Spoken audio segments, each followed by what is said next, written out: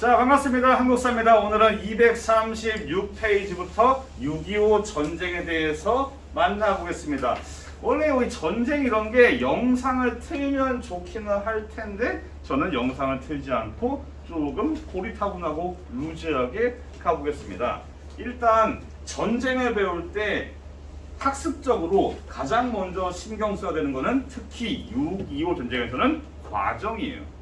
이 전개 과정의 흐름을 어느 정도 잘 아시면서 과정 초반이나 중간 끝까지 계속 이어지는 키워드들을 놓치시면 안 됩니다. 일단 전쟁의 배경부터 만나보겠습니다. 이 당시에 이제 한반도를 그려야 되는데 나쁘지 않아. 자, 한반도에서 이제 당시에 이 대한민국 정부가 수립이 되고 북쪽에서는 북한 정권이 수립이 돼요. 그러자 이제 미군과 소련군이 각각 손을 뗍니다. 뭐 걔들이 천년 만년 평생 동안 한반도를 지배할 것이 아니고 뭐 정부가 수립되니까 이제 니들끼리 해봐라 이러면서 쓱 빼는 거예요. 그러자 이제 대한민국과 북한이 이 접경지역 이 38선에서 충돌을 하는데 이 충돌이 그렇다고 뭐 누구의 잘못이니 무슨 6.25 전쟁이 남한의 충돌 때문이 이런 건 아닙니다. 다만 그냥 충돌이 발생하고 이 대한민국과 북한 사이에 사이가 좀 안 좋았다 느낌으로 그냥 이해하시면 돼요. 전쟁의 직접적인 배경과는 큰 영향력이 없습니다. 그러면 전쟁은 일단 일으킨 거는 북한의 그 김일성 돼지잖아요. 이 북한의 김일성 돼지가 왜 침략을 일으키게 됐나? 일단 대한민국과 북한의 군사력 차이가 납니다. 그 이유는 무엇이냐? 소련군이 갈 때 그냥 가지 않고 이제 자기들이 쓰는 장비를 넘겨주고 가고 또 소련도 이전에 히틀러의 나치랑 쌈박질을 하면서 생산해 놓은 물자들이 있어요. 소련도 미국만큼은 아니어도 공업 생산력이 괜찮습니다. 막 탱크를 만 단위로 뽑아요. 이 탱크를 이제 남은 탱크들을 이제 북한에 넘겨주면서 이런 중화기나 물자들을 북한에 넘겨주면서 북한이 이런 중장비가 압도적으로 많아지는 겁니다. 어디에 비해서? 대한민국에 비해서. 여기에 더해 북한도 이제 중국의 지원을 받아요. 중국은 무슨 지원을 해주냐? 일단 당시에 중국에서 이제 국민당과 공산당이 싸우는 상황에서 이 공산당을 누가 지원해주냐? 당시에 우리 조선의용군 시험 범위에 포함되어 있습니다. 조선의용군 어디에 산하의 군사 조직이었냐? 조선 독립동맹의 산하 군사 조직이었어요. 이 조선의용군이 공산당을 도와서 국공내전에 참여를 했고 얘들이 그대로 끝난 다음에 여기를 빨갛게 물들인 다음에 한반도 북쪽으로 와서 북한의 인민군에 합류합니다.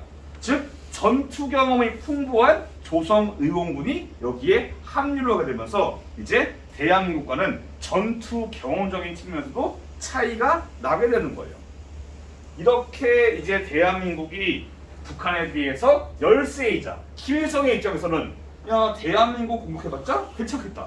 공격하면은 우리가 침략을 잘할 수 있겠다 라고 마음을 먹게 됩니다. 근데 전쟁을 김일성 마음대로 하냐? 아닙니다. 당시에 아시아가 여기가 빨갛게 물들었고 소련은 원래 빨개요. 김일성 빨갛고 뭔가 단풍 메타로 빨갛게 물든 상황입니다. 이런 상황에서 후방에 걱정 없이 김일성이 전쟁을 정말 침략을 하고 싶은 상황인데 당시에 빨간 애들의 최고위 가장 빨간 게 누구냐? 역시 스탈린이죠. 소비에트 연방의 스탈린에게 전쟁의 허락을 받아야지 김일성이 침략을 할 수 있어요. 그래서 편지를 씁니다. 저기 스탈린 형님, 저 김일성 전쟁이 너무 하고 싶어요. 편지를 썼는데 당연히 스탈린은 뭐야 이건 개무시합니다. 소련이 김일성의 전쟁 침략을 허락을 해버리면은 장차 미국과 싸움박질을 할 수도 있기 때문에 스탈린은 김일성의 침략에 대해서 찬성하지 않습니다.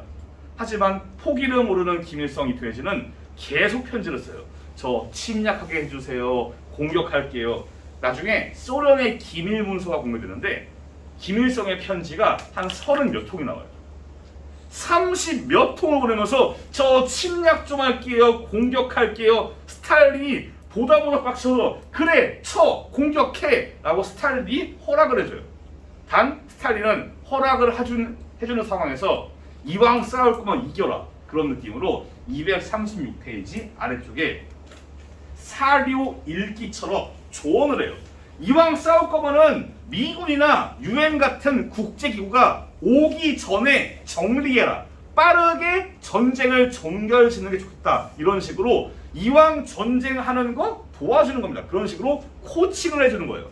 여튼 소련 형님들 오케이 했고 중국도 유사시에 참전을 하겠다고 약속을 해요. 근데 김일성이 전쟁을 할 때 마지막 걸림돌은 미국이에요. 미국이 개입할 경우에 북한이 대한민국과는 군사력 차이가 있지만 마찬가지로 미국과는 넘을 수 없는 4차원의 벽이 있어요. 북한이 때려 죽여도 미국이 이길 수가 없어. 그런 상황입니다. 근데 당시에 미국의 국무장관 애치슨 선언을 발표하는데 뭐냐? 바로 태평양 아시아 지역에서 미국이 절대로 허용하지 않겠다는 방어선, 이 방어선 이른바 애치슨 라인을 발표합니다. 애치슨 라인은 236페이지에 지도도 있고 화면에 띄워드릴게요. 요겁니다. 이 애치슨 라인은 여기만큼은 미국이 절대 막겠다라는 건데 가만히 보시면은 뭐가 빠져있냐? 한반도가 빠져있고 즉 우리 대한민국이 빠져있어요. 그리고 타이완이 빠져있어요. 이걸 보는 중국의 마오쩌둥 돼지랑 김일성 돼지가 야 이거 우리가 타이완을 치거나 대한민국을 칠 때 미국이 방어하지 않겠다는 거 아니냐 라는 식으로 생각을 합니다. 모든 게 김일성의 침략을 위해서 돌아가는 느낌이에요. 미국도 이렇게 발표를 하고 소련 형님도 후원해주고 야 이러면 못 참지 가자 침략이다 이러면서 김일성이 6.25 전쟁을 일으키게 되는 겁니다. 이 전쟁 배경에서 중요한 키워드는 무엇이냐? 애치슨 선언과 애치슨 라인이에요. 예. 기본적으로 중요하니까 아시길 바랍니다. 넘어가 볼게요. 자, 그럼 전쟁 과정을 하나하나 살펴볼게요.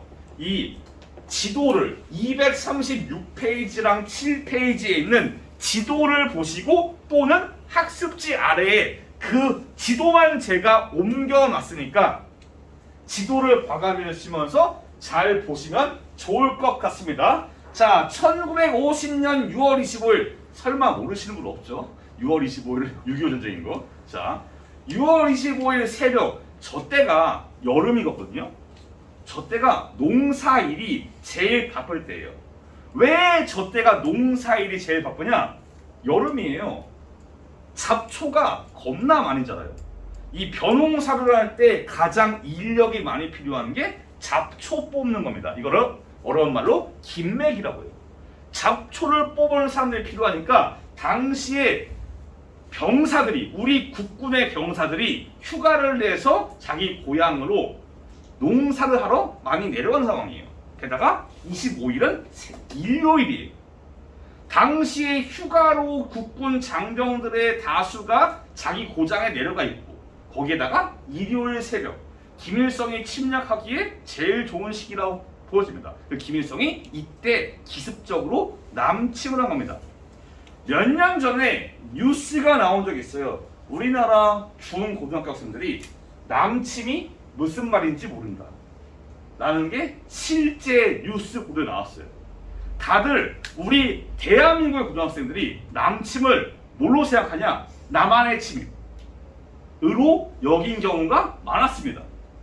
이것 때문에 당시에 역사 교육의 필요성이 생기면서 수능 한국사가 필수가 된 거예요. 여튼간에 남침은 남쪽으로 침입을 말을 해요. 방향입니다. 방향. 우리가 침입한 게 아니라고요. 어디까지나 6.25 전쟁의 시작은 그 김일성 혹부리 돼지라고요. 자, 그래서 북한군이 이제 6월 25일 새벽에 기습적으로 공격을 시작합니다. 우리는 준비가 전혀 되지 않았고 장비도 후달립니다.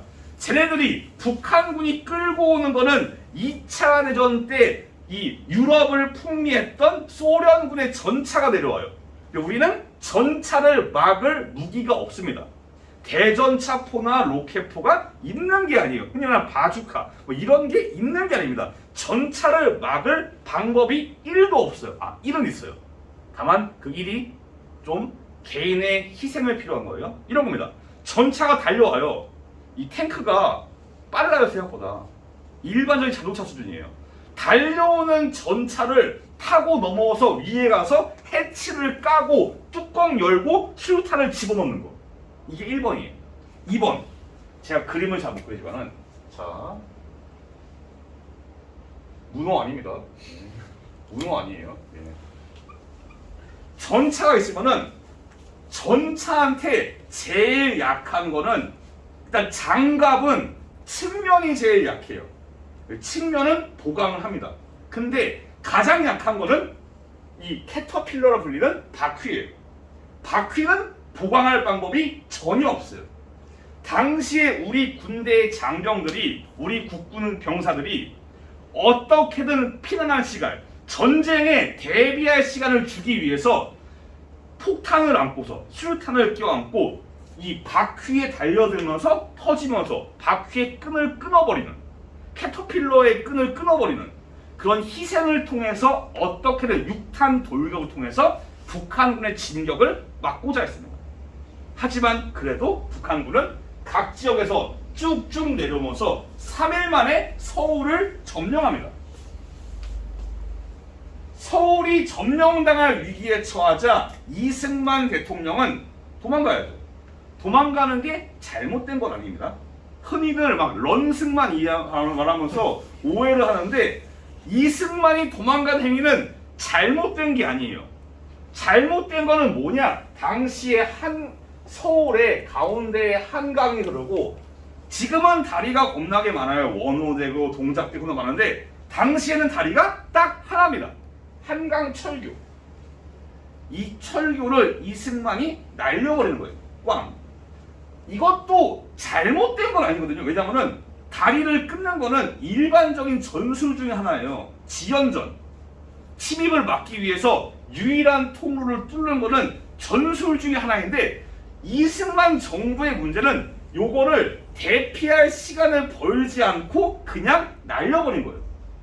어떠한 준비 없이 이 한강 북쪽에 있는 사람들이 죄다 도망갈 길도 없이 공산당의 수중에 떨어지는 겁니다. 심지어 국회의원도 몰랐어요.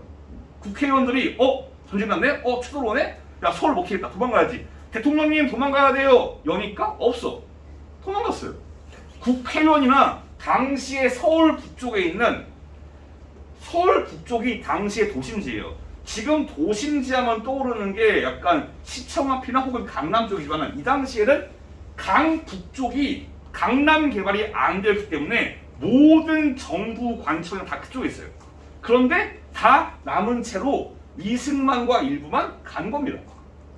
그래서 당시에 국회의원이나 정부 관료 중에서 북한에 의해서 납치당한 사람들이 많아요. 이때 도망 못 가가지고 납북된 사람들이 많습니다. 이거는 잘못된 거죠, 사실.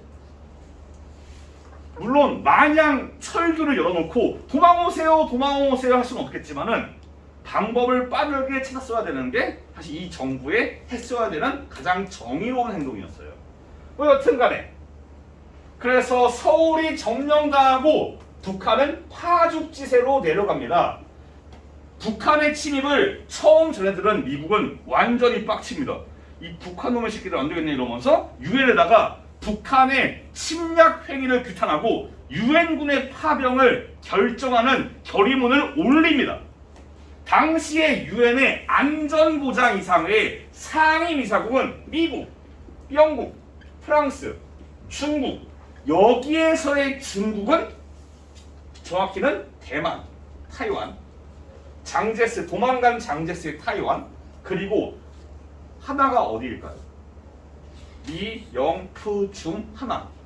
소련, 소비에트 연방. 보시면은 넷이서 같은 팀이에요. 사실상 자본주의 진영. 소련만 공산주의 진영이에요.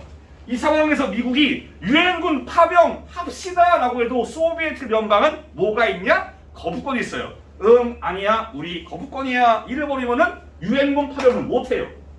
하지만 이때 소련의 유엔 대사가 유엔에 없었습니다. 당시의 소련은 여러 가지 이유가 있는데 그 중 하나가 이거예요. 야, 언제적 타이완이냐? 뭔 말 같지도 않은 소리 하냐? 타이완 귀신지가 언젠데? 우리가 지금의 유엔의 상임이사국은 쪼까난 타이완이 아니라 중화인민공화국이 된다 이러면서 중화인민공화국으로 상임이사국을 교체할 것을 요구하면서 보이콧을 해요. 무슨 보이콧? 유엔 참석 보이콧을 해요. 소련 대사가 회의장에 없으니까 일사천리로 유엔군 파병이 결정납니다. 그래서 총 16개의 국가가 군대를 보내요. 그런데 유엔군은 각지에서 군대를 보내기가 힘들어요. 빨리 안 옵니다. 가장 빨리 한반도에 올 수 있는 것은 역시 미국이에요. 미국이 일단 급한 대로 일본 쪽에 주둔하는 병사를 일로 보냅니다. 보냈는데 미국이 너무 북한을 얕봐요. 야, 우리가 막 우리 아메리카, 유나이티드 스테이츠가 막 우리가 막 히틀러도 목 따고 막 일본 제국도 제끼고 우리가 미국 아니가 이러면서 북한 애들이 싸워봤자 얼마나 싸우겠냐? 왔는데 내려오는 거는 소련제 탱크입니다. 미국은 한 번도 소련제 탱크랑 싸워본 적은 없어요.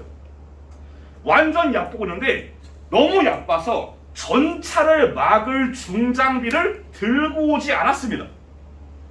사실 당시에는 전차를 막을 로켓 같은 장비를 아직 창고에서 꺼내지 않았어요. 얘들도 전쟁 끝난 지 5년 지났으니까 웬만한 중장비는 창고에 있어요. 급하게 왔는데 소련 전차가 와. 로켓포, 바주카를 날려보지만 바주카가 튕겨나갑니다. 전차에 꽂혔는데 튕겨나가요. 결국 북한의 탱크 부대를 막지 못하고 미군이 제일 처음 들어온 미군이 충청도 지역에서 패배하면서 쭉쭉 밀려요. 그냥 하염없이 밀리다가 필사의 저항으로 낙동강에서 방어 라인을 형성합니다. 이거를 낙동강 방어선이라고 그래요. 여기에서 진짜 피말리는 전투. 북한도 여기를 제끼면은 임시 수도인 부산 까지 완전히 장악하면은 게임이 끝나는 거 알아요.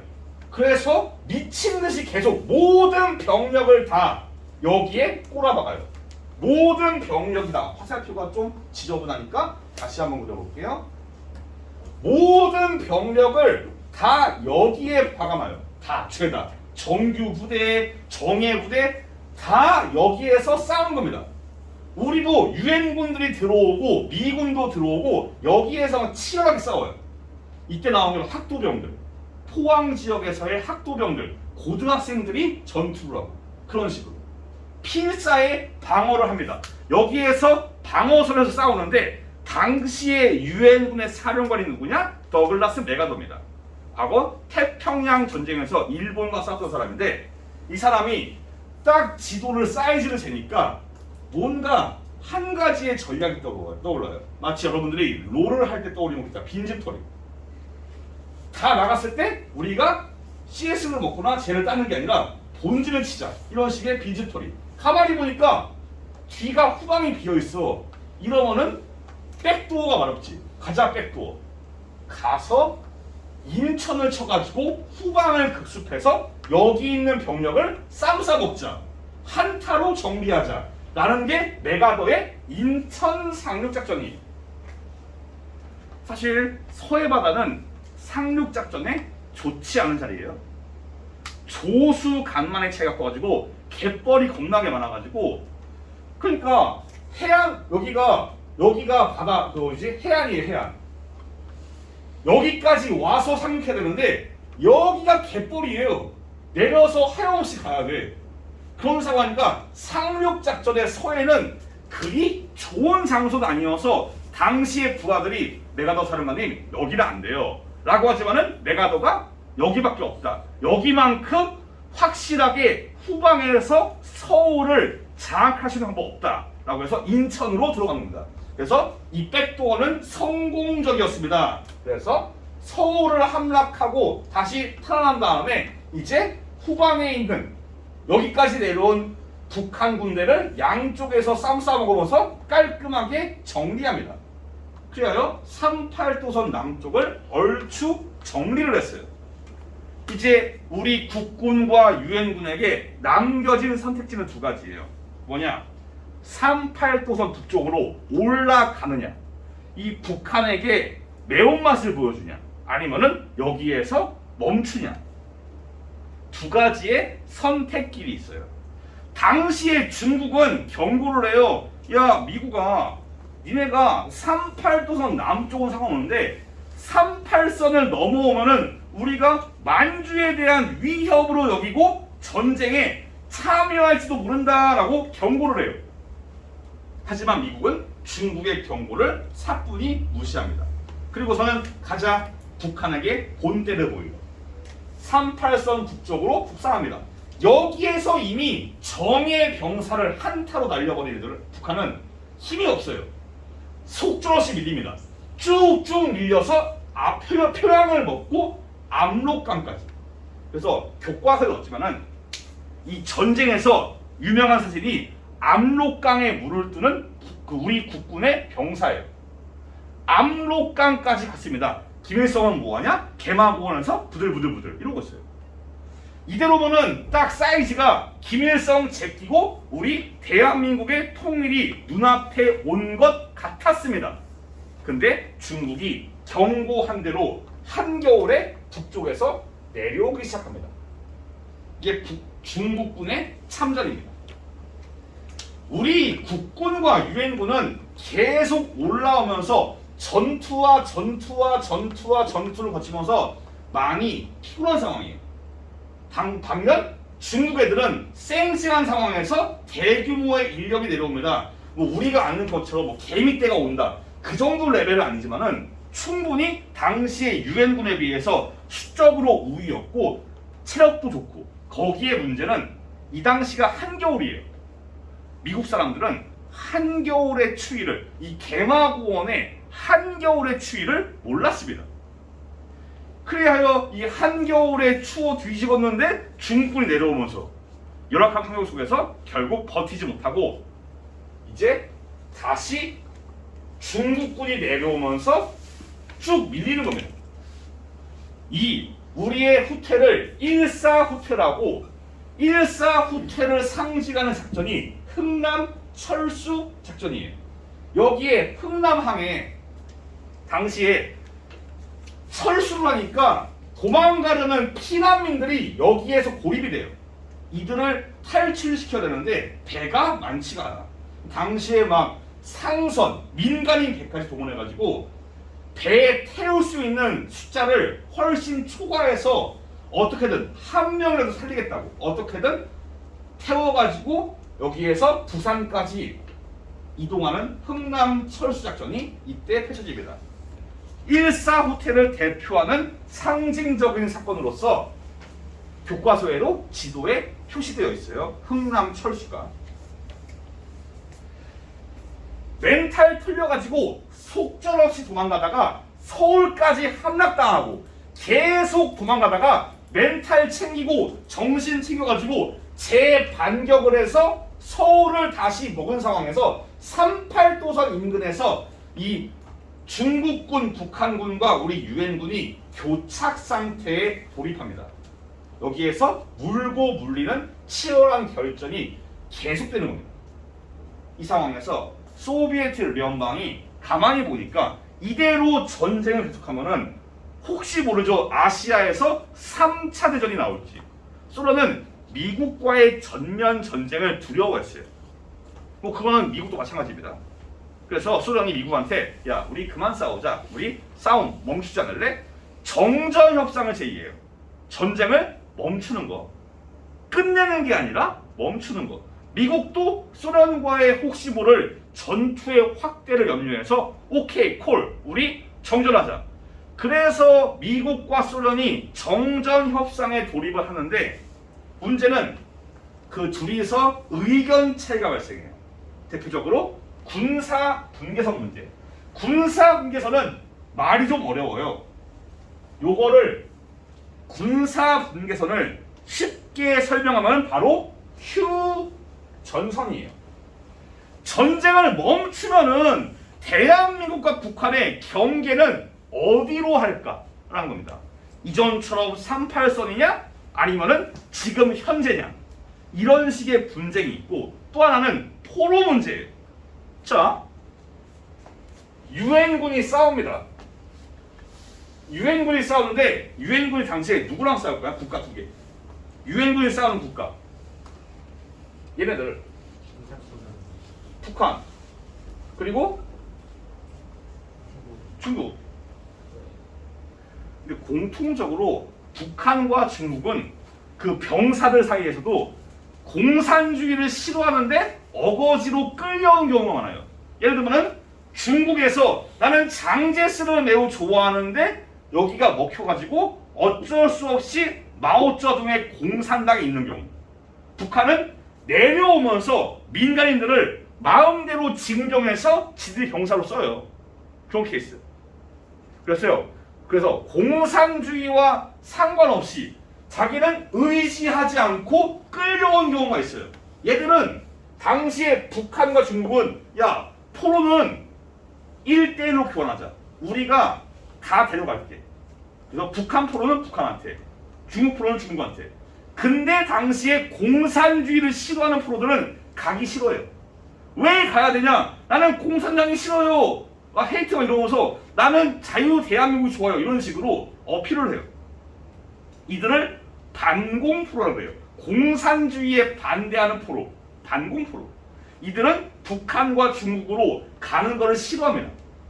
얘들을 어떻게 보낼 것이냐에 대해서 논쟁이 발생해요. 이것 때문에 정전협상이 2년간 질질 끕니다. 이 문제를 해결하지 못해서 이승만이 여기에서 화끈하게 지릅니다. 뭐하냐? 심플하게 거제도에 포로 수용소가 있어요. 여기 문을 열어가지고 반공포로를 풀어버려요. 그냥 깔끔하게. 자 가세요 자유의 품으로 그냥 보내버립니다. 얘들은 만세 만세 이러면서 도망가요. 어느새 포로 수용소에는 반공포로가 한 명 놓게 됩니다. 이게 반공포로 석방 사건이에요. 이러니까 포로 송환 문제가 이승만에 의해서 깔끔하게 해결됐어요. 반공포로 없으니까 이거 가지고 곤란을 겪을 이유가 없죠. 이 다음에 이제 정전협상은 스무스하게 잘 됩니다. 그래서 7월 27일에 53년에 정전협상이 체결됩니다. 정전이에요. 종전 아닙니다. 지금도 우리는 전쟁 중입니다. 북한과. 그래서 정전협상은 당시 대립을 감독하기 위해서 중립국감독위원회 비무장지대 여기에서 휴전선 인근에서 군대가 주둔하지 않는 군대가 없는 비무장 지역을 형성합니다. 그리고 군사정전위원회를 통해서 이 정전의 상황을 관리하는 겁니다. 이런 여러 가지 위원회를 설치해서 이 정전에서 전쟁이 끝난 다음에 대립이 있나 없나를 체크하는 겁니다. 여튼 이런 식의 정전협상이 체결돼요. 이승만 정부는 정전협상을 반대해요. 다른 이유가 있는 게 아니라 우리가 북한을 뭘 믿냐라는 겁니다. 저 미국 형님들 정전은 좋은데 북한이 처음 침략이 어렵지 두 번, 세 번, 네 번 계속 침략을 할 수 있는 거 아닙니까? 정전은 좋은데 다음에 북한 또 오면은 어떡합니까? 라는 식으로 이승만 정부가 정전 협상에 대해서 결사코 반대를 해요. 즉 미국은 정전 협상을 완성하기 위해서는 이승만 정부를 달래줄 필요가 있는 거예요. 괜찮아 이런 식으로. 어떻게 하냐? 알았어. 북한이 쳐들어오면은 우리 미국이 막아줄게.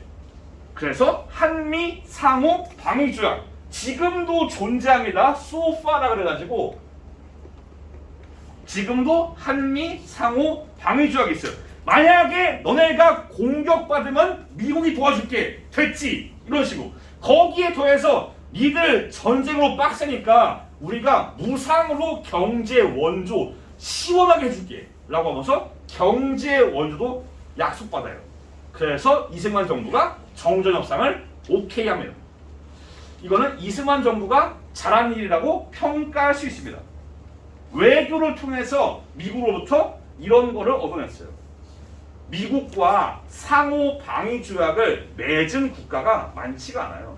별로 없어 생각보다. 이승만 정부가 외교에서는 매우 뛰어난 모습을 보였어요.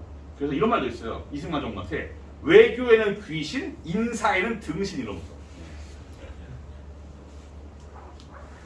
그래서 여기에서 미국으로부터 이런 거를 얻어내고 오케이를 합니다.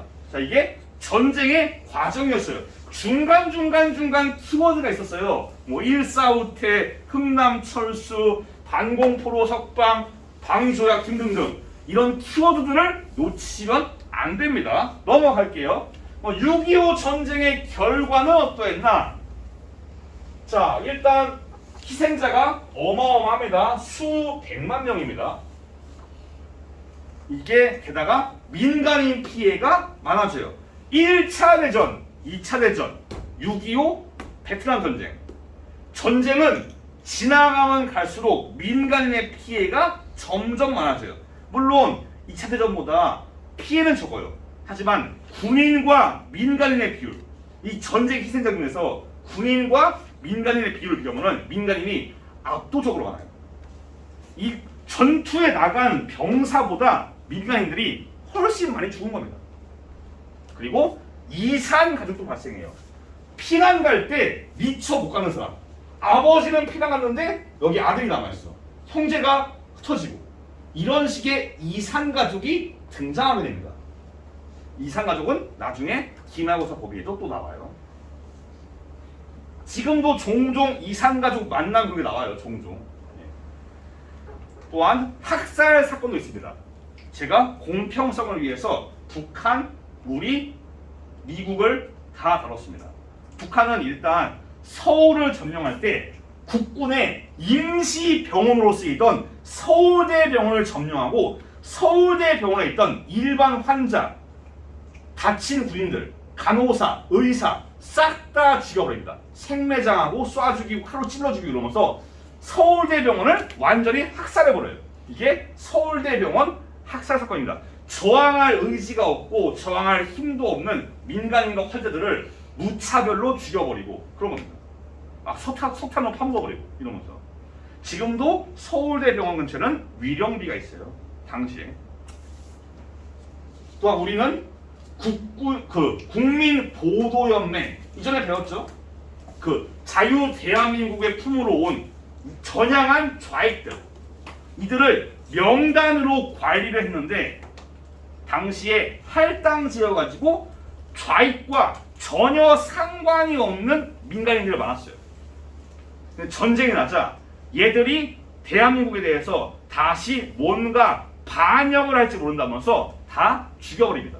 애꿎은 민간인도 좌익으로 몰려서 죽어버려요. 이게 보도연맹 학살 사건입니다. 미군도 노근리에서 민간인에 대해서 지상군과 비행기를 통해서 사격을 해서 민간인 학살이 발생합니다. 뭐 자세한 거는 239페이지에 나와 있습니다.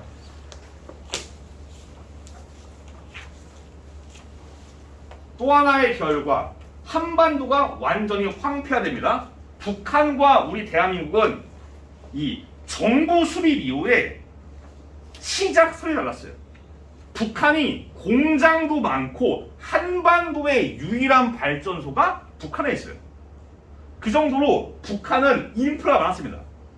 시험 범위에 있는 우리 식민지 공업화 정책으로 한반도 북쪽에 공장들이 모였거든요. 이런 상황인데 전쟁은 모두를 평등하게 합니다.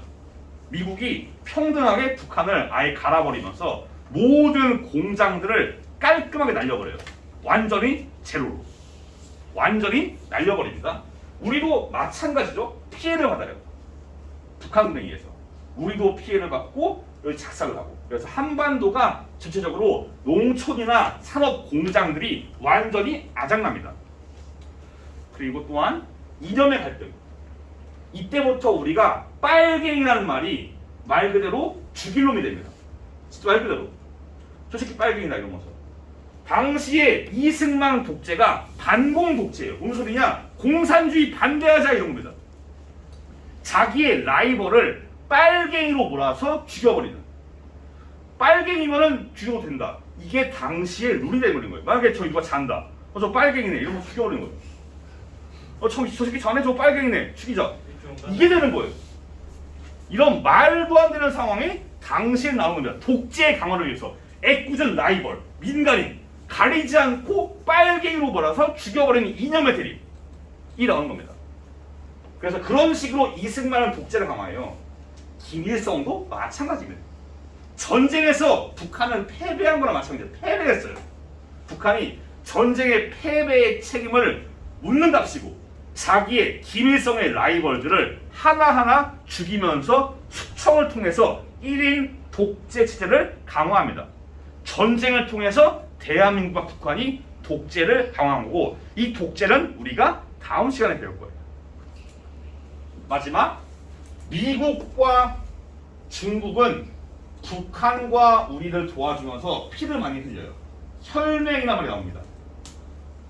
중국은 심지어 마오쩌둥의 아들이 여기서 죽어요. 그 아들이. 그 정도로 혈맹이라고 중국은 생각을 해요. 북한을. 우리는 혈맹이다. 우리도 마찬가지죠. 우리를 돕기 위해서 수많은 유엔군 장병들과 미국이 희생을 거뒀어요.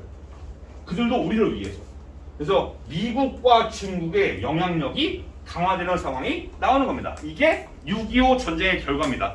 딱히 어려운 건 없어요. 딱히. 다만 앞서 언급했던 한미 상호 방위 조약이나 뭐 그런 것들, 학살들 이런 것들 아시면 좋을 것 같아요. 키워드로. 마지막은 간단하게 전후의 생활의 변화.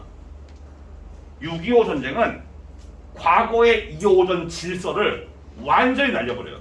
과거의 유교 질서, 조선시대의 성리학 질서 이런 거를 완전히 날려버립니다. 인구도 이동을 해요. 다들 북한군을 피해서 남쪽으로 내려와서 임시수도인 부산으로 몰립니다. 여기에서 판잣집을 지으면서 피난민촌을 형성하면서 인구 이동이 많아집니다. 거기에 더해서 당시에 농촌이 완전히 박살나면서 사람들이 야 우리가 농사 지을 거 없구나. 우리가 그냥 도시 가면은 도시에는 뭔가 먹을 게 있고 도시에는 뭔가 일할 게 있지 않을까? 라는 마음으로 다들 도시로 몰려들면서 도시화 현상이 이때 나타납니다.